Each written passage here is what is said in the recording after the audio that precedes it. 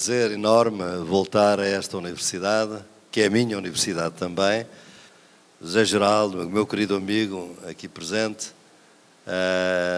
me consideram uma honra enorme, um privilégio, o grau de doutor honoris causa desta universidade. E, portanto, esta é a minha casa também. E, nesse sentido, sinto-me em casa, não só por ser também o doutor desta casa, mas, obviamente, pelo ambiente que se respira nesta sala e pela resistência que se realiza e que se procura desenvolver nesta universidade contra os tempos incertos que estamos a viver. É para mim um privilégio estar aqui convosco e, obviamente, que eu não sei vir ao UNB praticamente sem o meu querido amigo Gog. Não posso, acho que realmente ele me anima, eu procuro animá-lo também, animamos-nos um ao outro e a nossa relação tem sido extremamente frutífera, porque foi através do Gog que eu, quando me deram o doutoramento honoris causa, em vez do Mozart, a música foi o Gog, e acho que foi uma inovação extraordinária. Não quer dizer que eu não gosto do Mozart, mas cada uma coisa tem o seu lugar, e o lugar era do Gog. E o Gog apresentou-me também, na altura eu já o conhecia, mas pouco, um outro grande rapper deste país, o René Inquérito, de Minas Gerais, que é agora meu estudante em Coimbra, está a fazer o doutoramento, e para vocês verem o que nós estamos a tentar fazer em termos de ecologias, de saberes e de epistemologias do Sul, nós o ano passado, alguns até serão, e algumas terão visto isso, eu dou as minhas aulas, que a Universidade de Coimbra é sempre um bocado pomposa, de maneira que chamam-lhe aulas magistrais, são as minhas aulas do ano passado, e então o resumo das minhas aulas foi feito pelo Renan em rap. Então eu dava a minha aula, o Renan assiste à minha aula, e no final, do dia seguinte, quando vamos dar a próxima aula, ele vai ao palco comigo e recita a sua música, o seu rap. E vocês quero-vos dizer, aqueles que conhecem o meu trabalho, há um conceito fundamental, que é o conceito de linha abissal, que devido à sociabilidade metropolitana da sociedade colonial, nas nossas sociedades de hoje, não no passado, hoje, aqui, e que a gente vê que é uma linha que se vai destruindo, mas que também se vai reconstruindo. Quando eu olho para este auditório, eu vejo a gente ganhou a luta, ou parte da luta. Não a ganhou totalmente, mas ganhou parte da luta do caráter patriarcal da universidade e da luta contra o patriarcado. 80% das pessoas aqui são mulheres. Isto há 20 anos não era possível.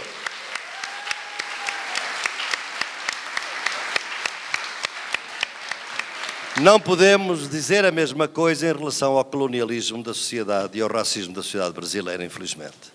Talvez daqui a 20 anos, talvez daqui a 10, o panorama será diferente. Será muito mais colorido do que é ainda hoje todos os auditórios por onde eu vou por este Brasil fora. E, portanto, eu penso que sob esta transgressão de pôr o Renan a fazer um rap sobre a linha abissal, que é uma coisa extraordinária. Nós vamos publicar um livro agora, de dois de coautoria, e é para vocês verem como é possível inovar dentro da universidade, desde que a gente tenha criatividade e não tenha medo, digamos assim, não é? É que é um livro, e também eu tenho muito respeito pelos jovens, porque é muito fácil dizer na posição em que eu estou estas coisas. Mas o jovem que está numa carreira, com um diretor de um departamento ou de uma faculdade hostil, como reitor hostil, felizmente não é o vosso caso agora, é muito mais difícil, obviamente. Nós sabemos, eu presto aqui homenagem a um grande professor, a um grande homem também neste país, que está a ser disciplinado por trabalhar com o MST, o Marcos Severino. Isto é realmente sinal dos tempos em que nós estamos, e eu não posso deixar aqui, neste momento, de também prestar a minha homenagem aos reitores progressistas que estão ainda resistindo, e estão a resistir com muita força, àqueles que não conseguiram resistir e que foram realmente vítimas de um golpe, um reitor concreto, muito meu amigo, Naomar Almeida Filho, do sul da Bahia, e outros que infelizmente perderam a vida, inclusivamente, como em Santa Catarina, devido a tudo o que se passou neste país.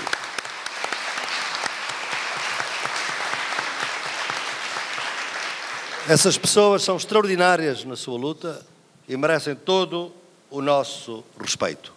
E, portanto, nós vamos tendo que nos defender, estamos num período de lutas defensivas, mas quando ao mesmo tempo a melhor defesa por vezes é o ataque. E foi isso que, por exemplo, só para vos dar um exemplo, porque veio a propósito do Renan, por que razão nós vamos ter aulas de epistemologias do Sul divididas numa página ímpar é o meu texto, na página par é o Renan, com o seu rap. E assim fazemos uma história dual, uma vivência dual, de reescrever a história, de reescrever a própria epistemologia e criar as ecologias do saber. É um exemplo entre muitos que podemos inventar, que podemos imaginar. Porquê é que eu digo isto com esta força? É porque realmente eu acho que a universidade está num momento que não é uma encruzilhada. Eu até tenho um texto que alguns conhecerão, a universidade na encruzilhada.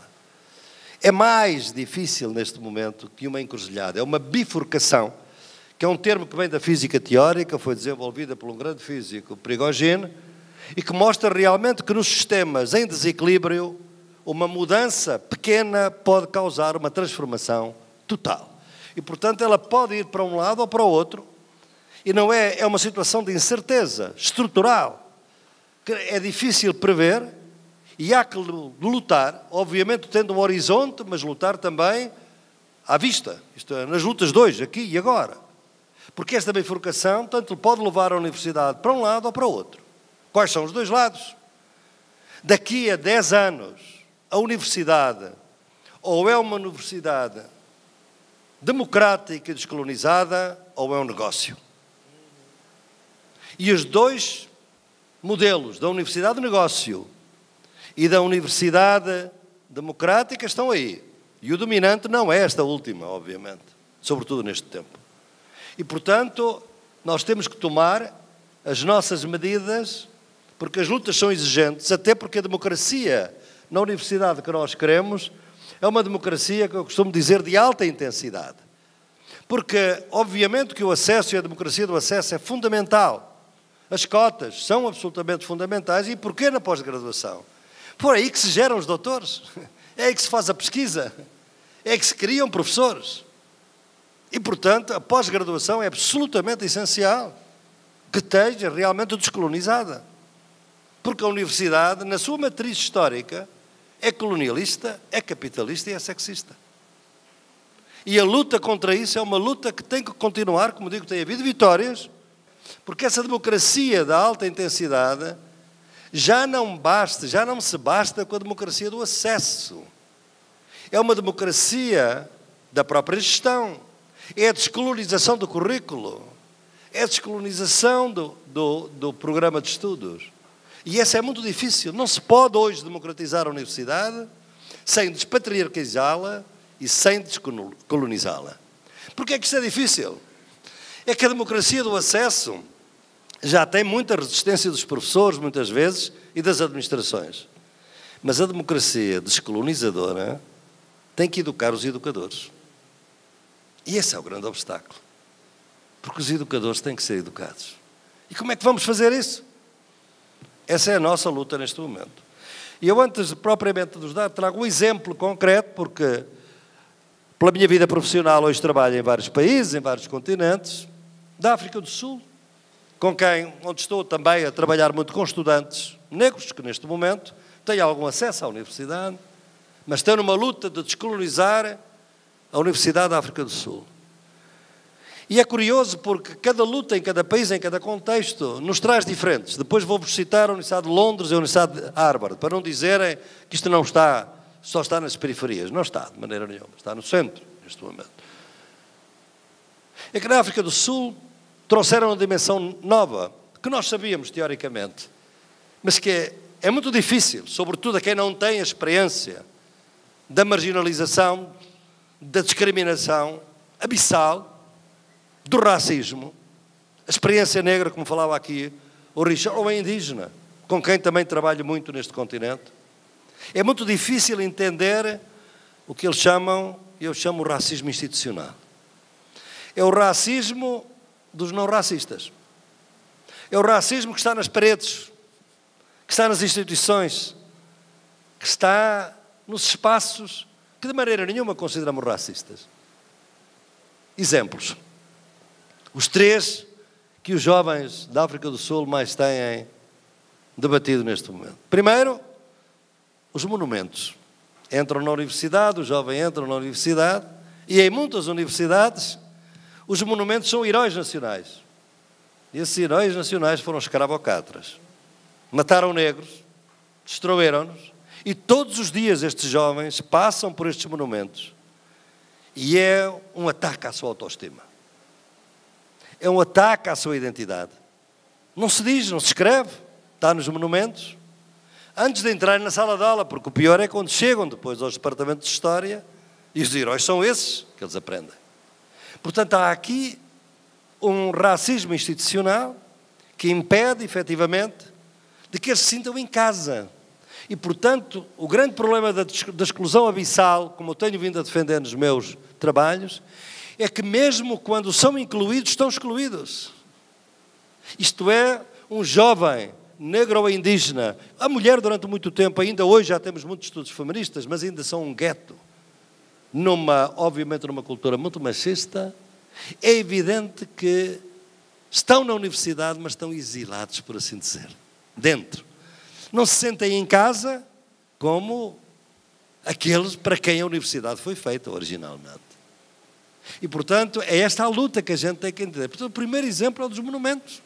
Outro exemplo, fotógrafos extremamente bem intencionados, totalmente antirracistas, fazem exposições sobre a experiência dos negros da África do Sul, que é uma experiência desastrosa. São a estar nos chips, são as favelas da África do Sul. Vivem miseravelmente. Hoje continuam. Porque realmente o apartheid na África do Sul não desapareceu. Estamos numa situação de neo-apartheid. Porque a injustiça social e histórica continua, obviamente. Um jovem que visita essa exposição, claro que é muito importante que a gente chame a atenção da miséria, da fome, nas townships. Mas os corpos racializados são sempre corpos degradados nestas exposições. É gente pobre, miserável, com fome, vítima. Por um lado, parece que está a denunciar a situação. Por outro lado, não lhes dá uma imagem de gente da sua raça, da sua identidade, com êxito, com força, com poder. Portanto, as imagens que interiorizam são imagens que destroem a autoestima, com a melhor das intenções. Vejam que isto é que é o institucional. É a gente não ver a dimensão racista do não racismo. Porque não há racismo aqui.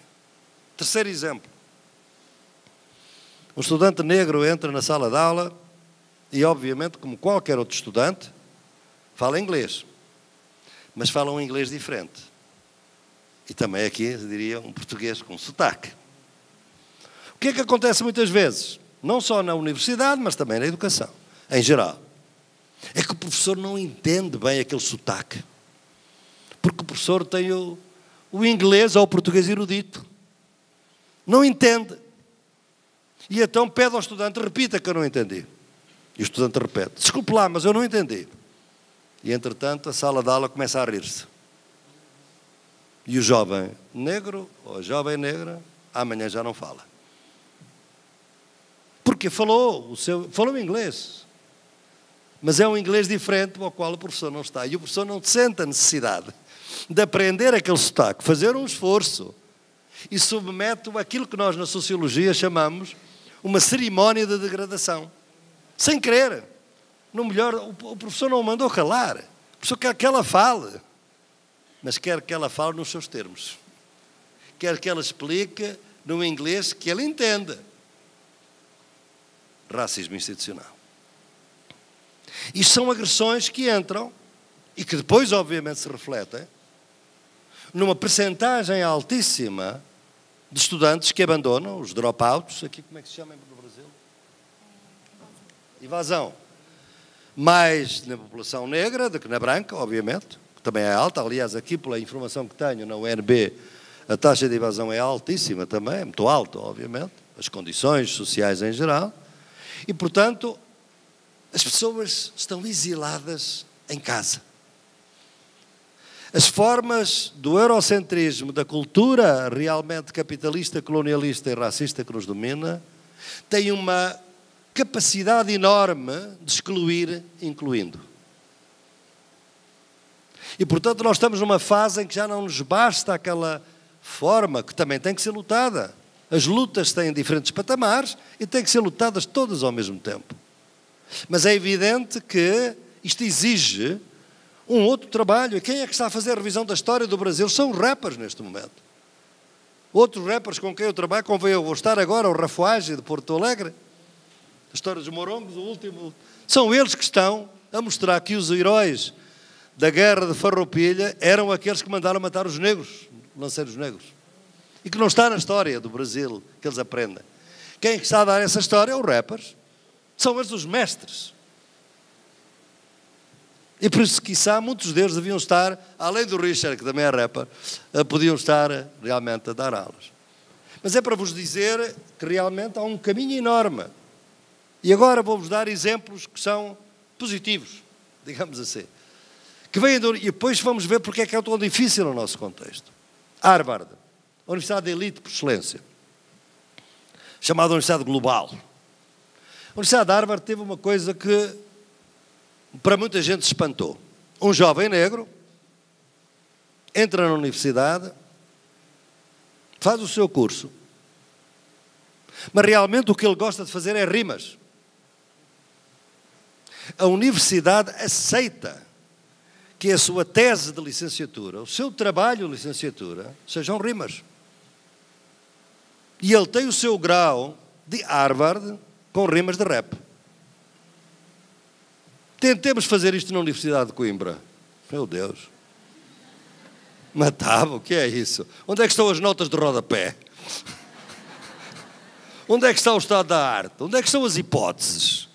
Onde é que são as análises dos casos?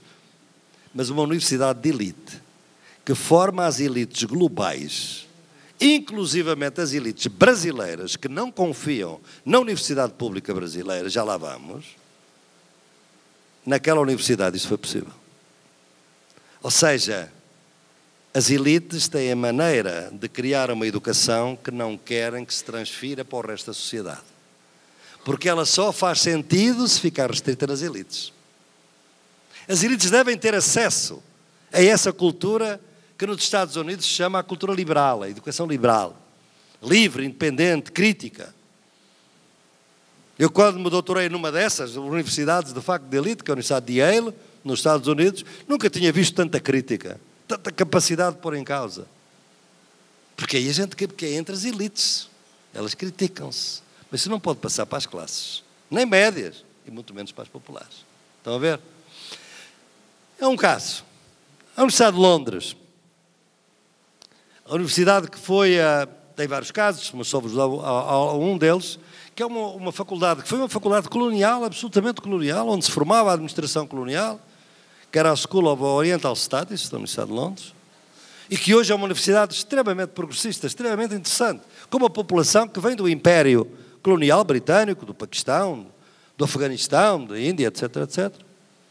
Pois bem, os estudantes revoltaram-se recentemente e tentaram mostrar que o currículo da filosofia só havia homens brancos mortos e que havia outra filosofia com outras cores, feitas por mulheres, vivas, feitas por negros, vivos e mortos, e que era preciso descolonizar. Foi um escândalo total. Para quem acompanhou isso, não sei se alguns de vós acompanharam isso, porque a imprensa trouxe isso. Como é que é possível pôr em causa o Kant? Como é que é possível pôr em causa o Hegel? Mas estes jovens, que também estão numa universidade de elite, é muito curioso, não estão a dizer que não se ensina o Hegel e o Kant. Estão a dizer que ao lado deles se ensina também o Aimé Césaire e o Frantz Fanon, por exemplo. Ou o Kvasi Veredu, ou o Odero Oruca, ou o Leopoldo Senghor, ou o Kizer Bohm, ou o Achille Mbembe. Vamos por aí. Não estou a dizer que não se ensinem os outros, mas que se mostre a pluralidade, e isto nem entra ainda com a ecologia dos saberes. Estamos ainda numa, digamos, na filosofia. Só que nós criámos esta ideia que a filosofia é ocidental e é branca. Os outros povos não têm filosofia, têm cosmovisões. Se vocês virem, é assim que se diz. Os indígenas, no Brasil e na América Latina, têm uma cosmovisão indígena. muito respeito, mas não é filosofia. Porque nem é escrita. Agora, vão ver um grande filósofo africano, Odero Oruka, do Quénia, que aliás, já falei aqui porque eu falo sempre muito nele. É um homem que foi buscar a filosofia falada dos sábios do seu povo. E essa filosofia já tem hoje um nome e é ensinada nas universidades. Não sei se é ensinada aqui, mas é ensinada. Nós ensinamos-la no SES, em Coimbra. É Sage Philosophy, a filosofia dos sábios, a filosofia da sagacidade. É uma filosofia oral que ele transcreveu de alguma maneira, falando. Não é entrevistando, é falando com os sábios. Distinguindo dois tipos de sábios, que se lerem o meu próximo livro, eu sigo muito o Odero Oruka, para tentar mostrar que nós precisamos desses dois tipos. Aqueles que repetem a tradição e aqueles que a criticam. Aqueles que têm uma distância crítica em relação a ela. Obviamente o Fanon é um exemplo muito característico disso. E todos aqueles que eu há bocado mencionei são gente extremamente crítica, mas ao mesmo tempo não abre mão da sua cultura. Porque é que o tempo é incerto? É porque nós estamos a atravessar realmente um período em que avanços que nós pensávamos que eram irreversíveis porque eram civilizacionais, não é do partido A ou do partido B, são da civilização. Passar da igualdade abstrata à igualdade existencial, porque o grande problema da nossa sociedade é a igualdade abstrata dos indivíduos todos perante a lei, por exemplo, mas a desigualdade de classe, a desigualdade de raça, a desigualdade de sexo. E a nossa luta não é pela igualdade apenas. É uma igualdade rica, que não seja abstrata, que seja existencial. Mas essa, para poder ser realizada, tem que ser uma igualdade que tenha a diferença. Só que para ter a diferença, que nós chamamos de diversidade, qual é a diferença entre diferença e diversidade? É que a diversidade é a diferença sem hierarquia. É homem e mulher, pois claro, não são iguais, devem ser diferentes. E tão diferentes. Não é reduzir a mulher ao homem, nem o homem à mulher, é destruir a hierarquia que é a diferença. Toda a diferença é válida se nós conseguirmos destruir e distinguir entre a diferença e a hierarquia. Branco, negro. Natureza, sociedade, até essa é a dicotomia cartesiana. O problema é que a cultura eurocêntrica não faz diferenças sem fazer hierarquias. Há sempre um que é superior ao outro. E o outro é inferior porque há uma degradação ontológica. Isto é, não é um ser verdadeiramente humano, é sub-humano. As mulheres, obviamente, tradicionalmente são sub-humanas. Foram sub-humanas para Aristóteles, obviamente, e para muitos outros. E estou a falar de um mais antigo para não culpar, eu até gosto muito de ler o Aristóteles, mas temos que o analisar no contexto, obviamente. Mas não podemos deixar de pensar nisso. Ou Kant, em relação ao negro, ou Hegel, em relação a isso. Porque não são coisas do passado, são coisas de agora. Todo o meu trabalho hoje em dia é mostrar que as sociedades são capitalistas, colonialistas e patriarcais hoje. O presidente da França, Nicolas Sarkozy, em 2007, foi a Dakar dizer que o colonialismo tinha sido bom porque realmente os africanos estavam fora da história e por agora ainda não estão bem dentro da história. 1 século e meio depois do Hegel. Estão a ver? E pasmem, para verem a força do retrocesso por que passamos. De avanços civilizacionais que pareciam irreversíveis. E, tal e qual como dizia o Marx e o Engels no manifesto, se desfazem no ar. As lutas pela integração, pela inclusão, de repente põem-se todas em causa. O colonialismo volta, com uma agressividade enorme, o racismo, o sexismo, o feminicídio. Coisas que pareciam estar erradicadas, ou que se caminhava para a erradicação. E parece que o fazem com uma facilidade enorme, porque os movimentos sociais estão desarmados. Ou às vezes penso que estão atordoados. Ainda não acordaram. Nem as esquerdas neste país acordaram que os fascistas estão a tomar o poder. Eles continuam mais divididos entre eles do que outra coisa. Nós estamos num momento proto-fascista. Desculpem-me esta parte mais político, mas fugiu-me a fala para a verdade, de maneira que eu peço desculpa por entrar agora um pouco em casa das vossas opções políticas, mas como vivo intensamente este problema hoje no Brasil e como existencialmente também me toca muito, obviamente que eu faço. Mas, portanto, para verem a dimensão deste retrocesso, é que nós vemos a dimensão da luta em que a gente está e tem que se perguntar porquê este retrocesso? Porquê é que uma direita de extrema-direita é capaz de começar a ser tão racista, tão violentamente racista, tão sexista, hoje na sociedade, e tem tanta popularidade nas redes, e depois regulamenta-se o trabalho escravo? Quer dizer, o que é que se está a passar? Então vamos tentar analisar, porque nós não vamos lá só com a raiva. Temos que analisar. Porque o retrocesso é enorme, obviamente. Nós estamos numa fase que quero-vos abordar duas questões, muito simples, mas que são complexas, mas pronto. Uma, e que todas elas tocam a universidade. A primeira é que nós estamos numa fase do desenvolvimento capitalista que não pode funcionar sem colonialismo nem patriarcado, que é dominado pelo capital financeiro. O capital financeiro a nível mundial hoje tem uma taxa de rentabilidade de 7,5%.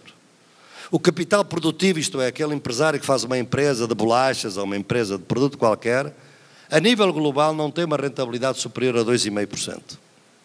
O capital está a deslocar-se toda para o setor financeiro, porque é muito mais lucrativo.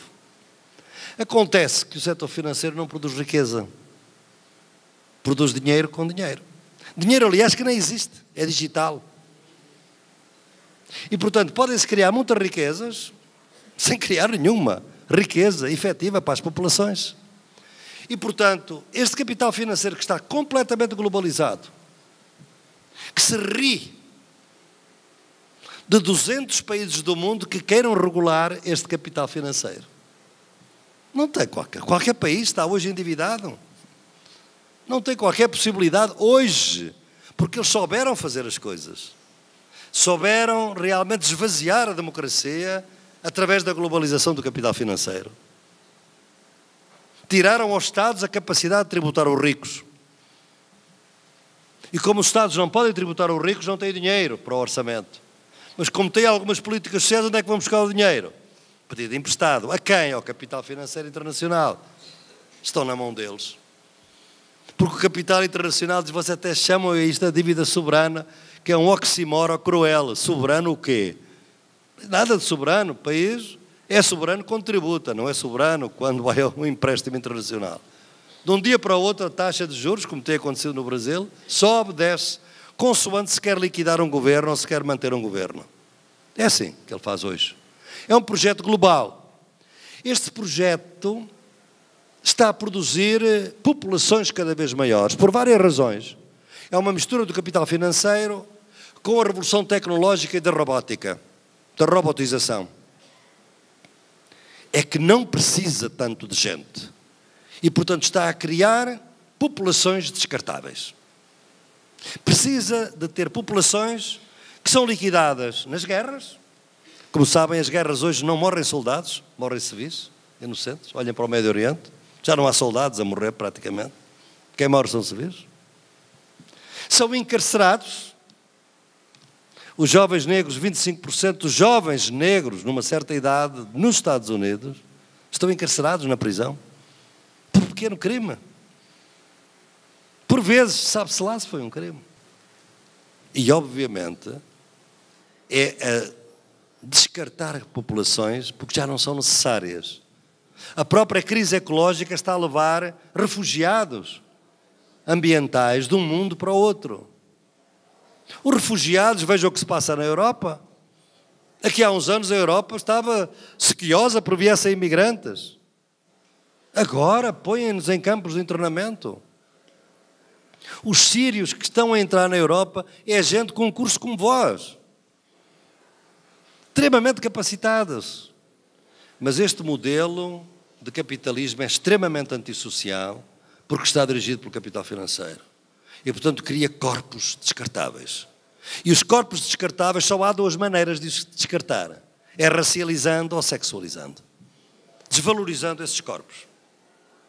E é por isso que o racismo não se erradica dentro do capitalismo.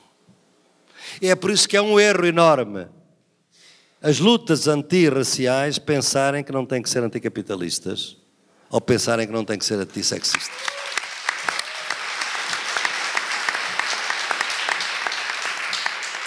É um erro enorme que as lutas feministas não tenham a noção que têm que ser antirraciais e anticapitalistas.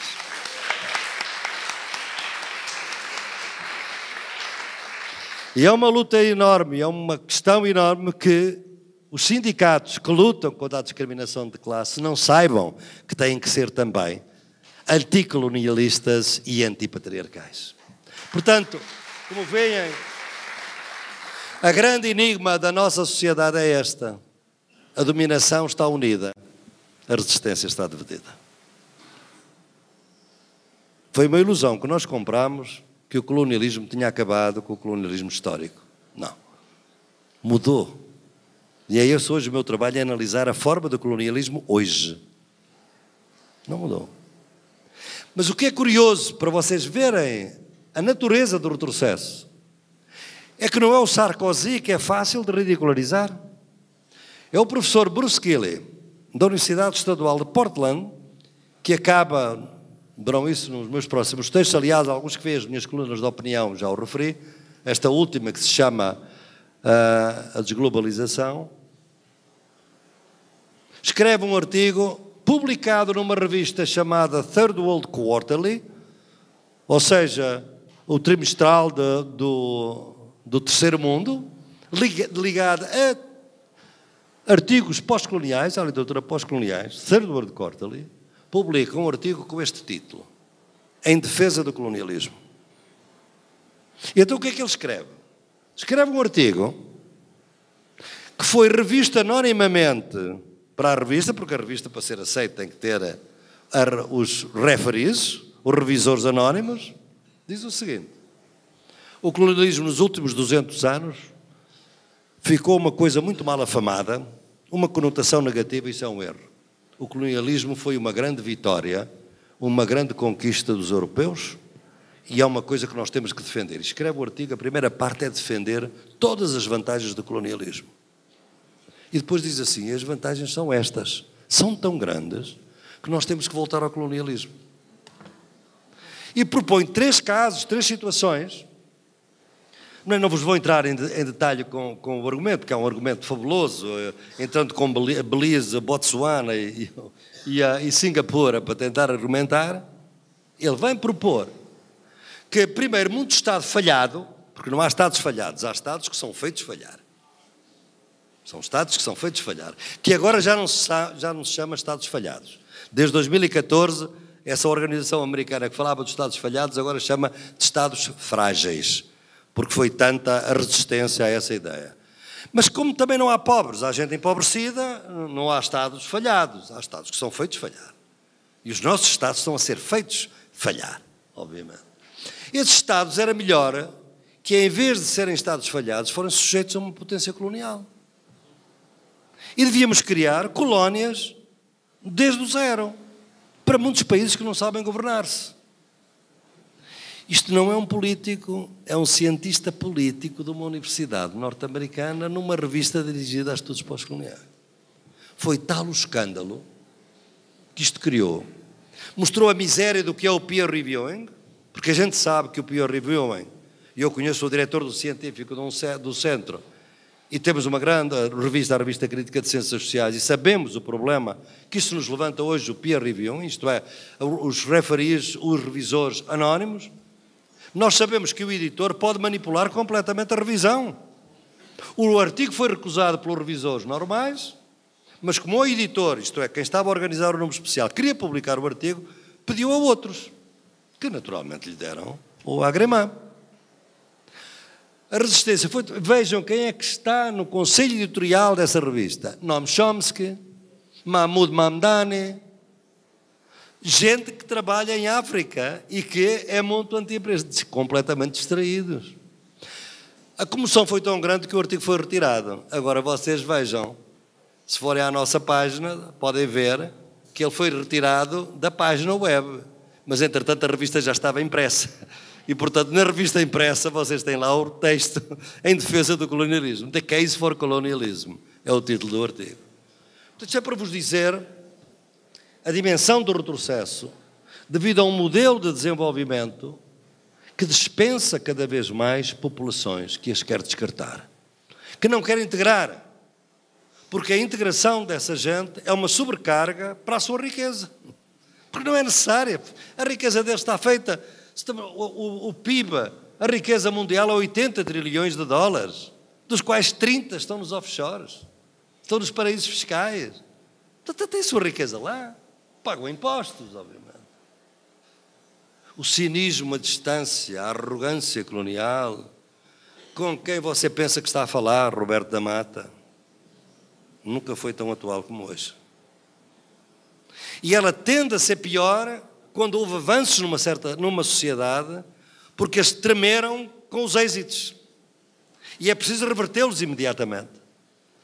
E por isso hoje o racismo nos Estados Unidos é superior ao que era antes do Obama.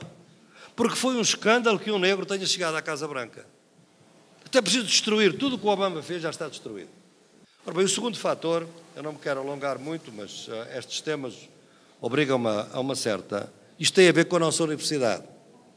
Porque, como vê, a universidade, isto é o outro lado, o outro fator.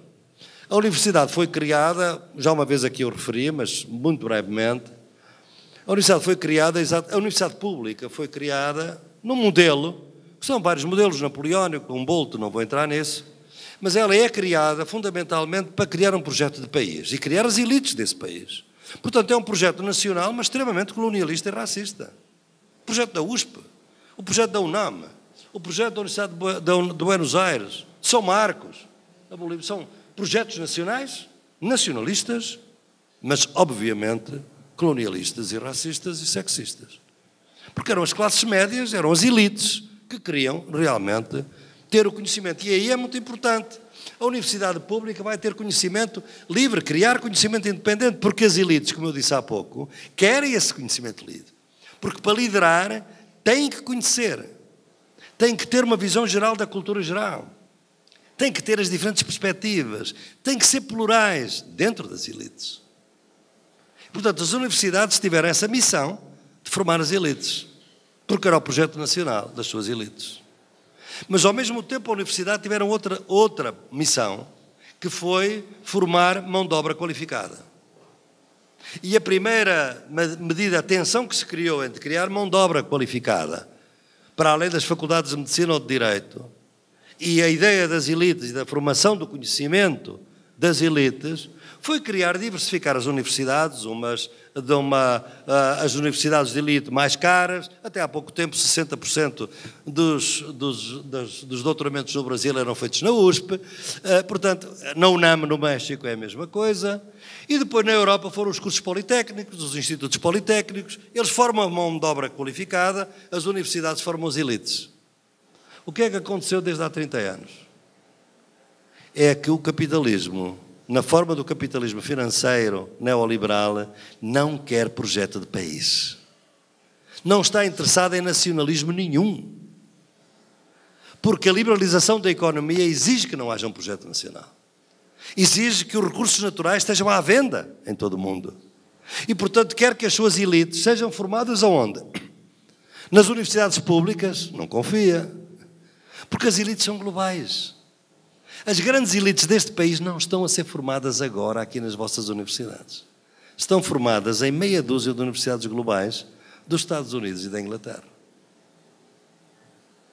E é por isso que vocês viram as faculdades de administração, os MBAs, como é que eles se criaram? Foram os primeiros sistema de franchise. São os MBAs de Harvard que são vendidos em todo o mundo.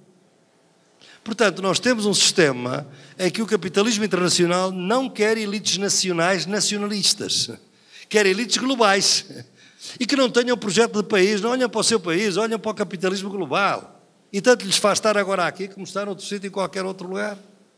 No momento em que isto ocorreu, as universidades deixaram de ser uma prioridade para os governos. E então começou a crise financeira da universidade. A crise financeira da universidade é o momento em que os Estados deixam de atribuir às universidades públicas a missão de formar o topo das suas elites. Porque a universidade tinha a sua aliança com a elite, estava protegida pelas elites. Há 30 anos, um professor universitário ganhava tanto como um juiz do Supremo Tribunal e um general. 30 anos. No meu país estavam indexados uns aos outros. Veio o neoliberalismo, veio o consenso de Washington e teve que se terminar isso. Proletarizar os professores da universidade pública, para eles começarem a ir para as privadas, para se poderem jubilar ou reformar rapidamente e trabalhar nas privadas, como aconteceu aqui já nos anos 90, e certamente vai voltar a acontecer. E, portanto, uma descapitalização da universidade pública para criar o espaço da universidade privada. Porquê? Por duas razões. Por um lado, porque já não é preciso um projeto nacional e as universidades públicas não são de confiança, porque estão a produzir conhecimento crítico e independente. Mas esse é para as elites globais. As universidades da grande maioria dos países é para formar mão de obra qualificada para o capitalismo global. E, portanto, têm que aprender coisas simples. É a regra da eficiência. Então, a universidade não tem que ser democratizante, tem que ser eficiente. Com várias fases. Primeiro, produzir para o mercado. Foi a primeira fase. A universidade tem que estar muito atenta às necessidades do mercado e formar para o mercado. Depois tem que ser gerida como uma empresa. Foi a segunda fase. E a terceira tem que ser um negócio, tem que ser uma empresa privada. Porque querem privatizar a UERJ? Só por isso. Descapitalizam o público e criam. E dir-me, mas houve uma crise financeira, não havia dinheiro, a universidade gastava muito dinheiro. Pois é. Mas também se podia ter reduzido no orçamento militar, das Forças Armadas. Não há guerras, afinal.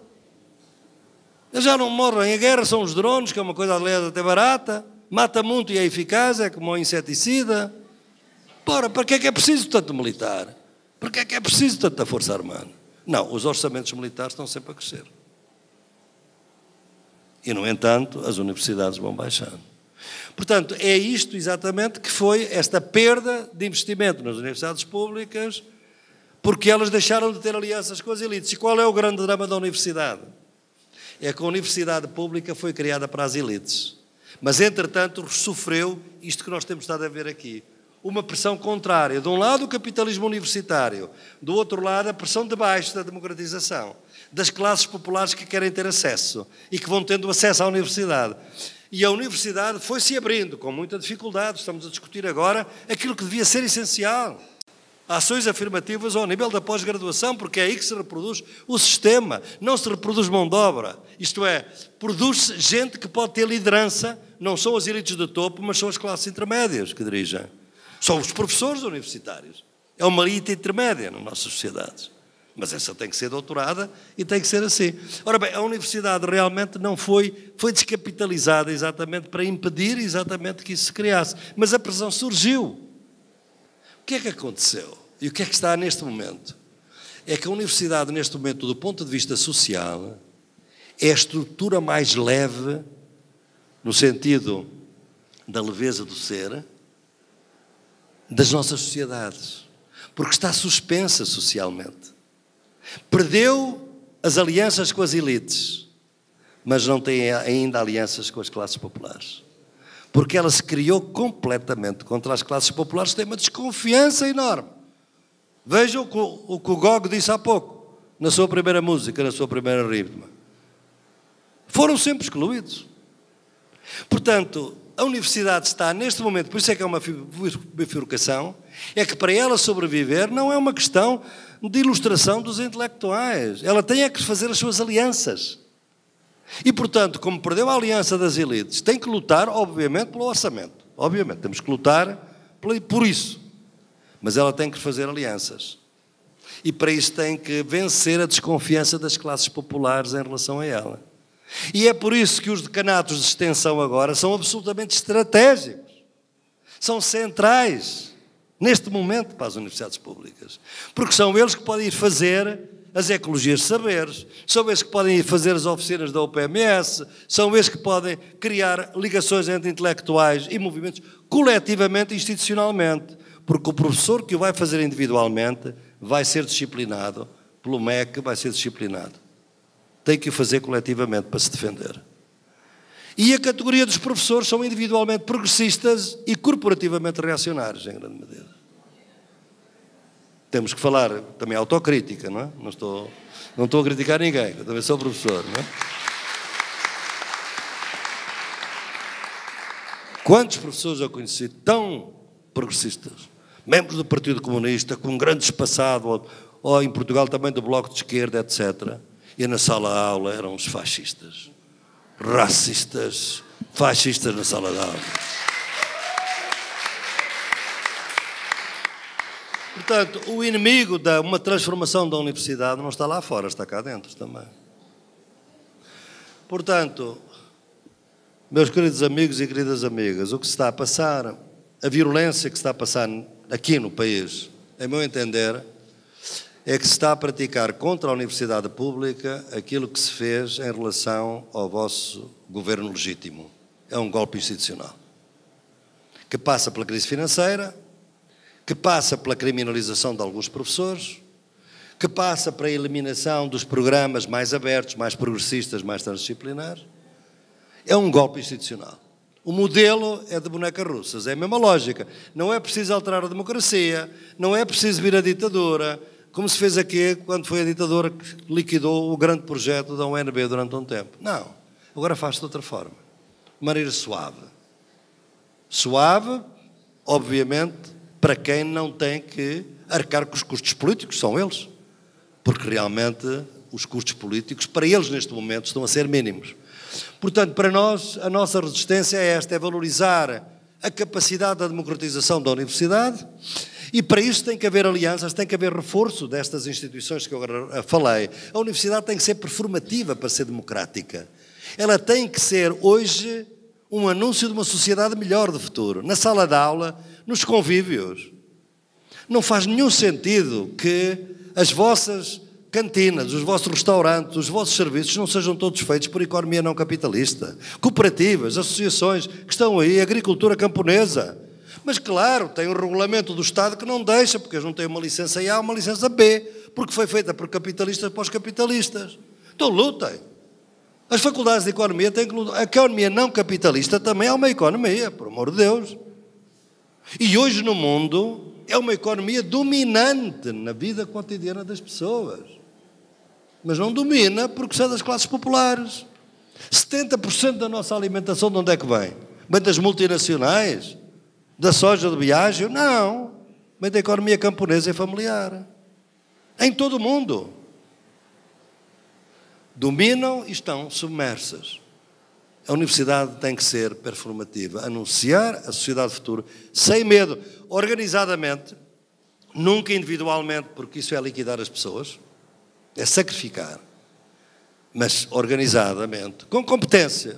Todos nós, sou diretor de um centro, 800 pessoas, trabalhamos extraordinariamente e publicamos os nossos artigos e tudo isso. Agora, não deixamos de fazer a responsabilidade social das UPs. Ainda esta semana estivemos no povo saharaui, na Argélia, nos acampamentos da única grande colónia histórica que existe hoje, que é o povo saharaui, que é uma colónia de Marrocos, que era da Espanha, agora é de Marrocos, e é lá que fizemos, esta semana, uma oficina da Universidade Popular dos Movimentos Sociais, com um êxito extraordinário. E eu estive com eles por Skype, a partir do meu gabinete de Madison, nos Estados Unidos, porque eu não pude ir naquela altura, porque estava a caminho do Brasil. É isto que a gente tem que fazer. Há alianças internacionais, são precisos mais convénios sul-sul. Alianças internacionais porque há muita gente que está a resistir como vós. Mas estamos muito isolados. O meu trabalho muitas vezes no Brasil é dizer aos brasileiros o que é que os brasileiros estão a fazer. Porque quem está a fazer uma coisa em Porto Alegre, ninguém sabe em Manaus o que ele faz e vice-versa. Portanto, há campo para resistir, mas não tenhamos ilusões. A luta vai ser uma luta difícil, porque o momento é de bifurcação. Mas, obviamente, que nós, se formos os tais rebeldes competentes, que eu sempre tenho vindo a propor, nós vamos resistir, vamos dar luta. Como dizia o Richard, este tempo passará, virão outros, temos que aguentar em momento de lutas defensivas. As lutas defensivas não são ofensivas, nós temos que garantir a nossa retaguarda, Porque se não a garantirmos, também somos liquidados, e prepararmos, sem deixarmos de ter um horizonte. Porque sem um horizonte alternativo, por mais repugnante que seja a discriminação, a humilhação, a miséria, não há alternativa. Se não houver uma alternativa, a humilhação não cria resistência. A miséria não cria resistência. Se não houver esperança. Como dizia o Spinoza, são os dois afetos. Medo e esperança. Nós hoje temos, e dizia que era preciso um equilíbrio entre o medo e a esperança. O que é que temos hoje? Um grupo de muita gente, a grande maioria da população, está a ficar com medo sem esperança, e um pequeno grupo que domina o mundo, que é minoritário, estão os tais 1%, tem esperança sem medo. E isto é que é o capitalismo financeiro, o colonialismo do nosso tempo e o patriarcado. Muito obrigado.